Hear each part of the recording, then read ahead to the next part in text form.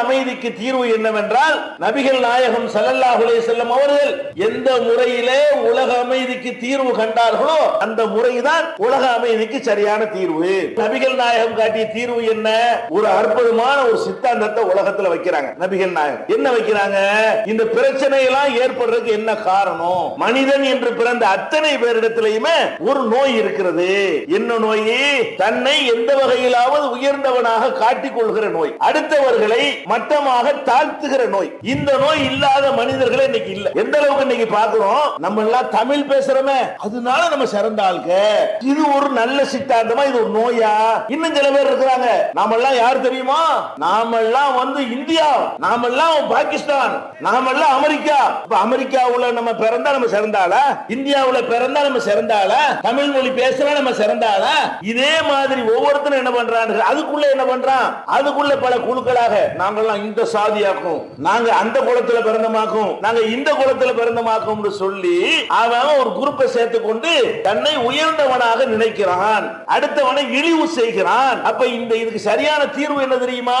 எல்லா மனிதனும் ஒரு உண்மையை ஒத்துக்கொள்ள வேண்டும். என்ன ஒத்துக்கொள்ள வேண்டும்? நம்ம எல்லாருமே ஒரே ஒரு தாய் தந்தையிலிருந்து பிறந்தவர்கள். இஸ்லாம் உலகத்துக்கு எப்படி இதுக்கு தீர்வு சொல்லுது என்று கேட்டா, தேசத்தின் அடிப்படையில் ஒரு தேசத்துல வாழ்றோம் என்ற காரணத்தினால் உன்னை சிறந்தவன் என்று எண்ணி விடாதே. நீ ஒரு மொழி பேசுகிற காரணத்தினால் நீ ஒரு சிறந்தவன் என்று எண்ணி விடாதே. நீ ஒரு சாதியிலே பிறந்திருக்கிற காரணத்தினால் உன்னை உயர்ந்தவன் என்று எண்ணி விடாதே. மனிதர்களுடைய பர்சனாலிட்டி எடுத்துக்கொண்டால் கூட வெள்ளையா இருக்கிற ஐரோப்பாக்காரன் கருப்பா இருக்கிற ஆப்பிரிக்காக்காரனை விட சிறந்தவன். அமைதி இதுக்கு தானே சீர்குலைச்சுக்கிட்டு இருக்குது. இன்னைக்கு உலகத்துக்கெல்லாம் நாகரிகத்தை சொல்லி தர்றேன்னு சொல்லக்கூடிய அமெரிக்கா போன்ற நாடுகள்ல என்ன நடந்து கொண்டிருக்கிறது? கொஞ்ச நாளைக்கு முன்னாடி டிவியில கூட போட்டு நாரடிச்சாங்க. என்னது?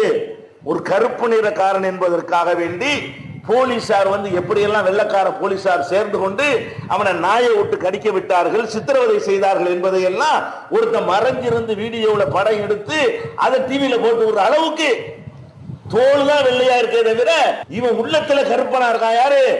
அமெரிக்காவுல வெள்ளத்தோல் படைச்சவன் அப்படி இருக்கிறான். அப்ப இந்த 20ஆம் நூற்றாண்டுல கூட இதை வந்து என்ன செய்ய முடியல, இவங்களுக்கு ஒழிக்க முடியல. ஏன்? இந்த அறிவு இல்ல.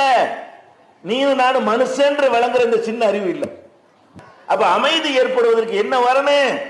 நிறத்தின் அடிப்படையிலான உயர்வு தாழ்வுகள் கிடையாது. இந்த செய்தியை நபிகள் நாயகம் ஸல்லல்லாஹு அலைஹி வஸல்லம் அவர்கள் தங்களுடைய வாழ்நாளிலே நிறைவேற்றி காட்டினார்களா இல்லையா?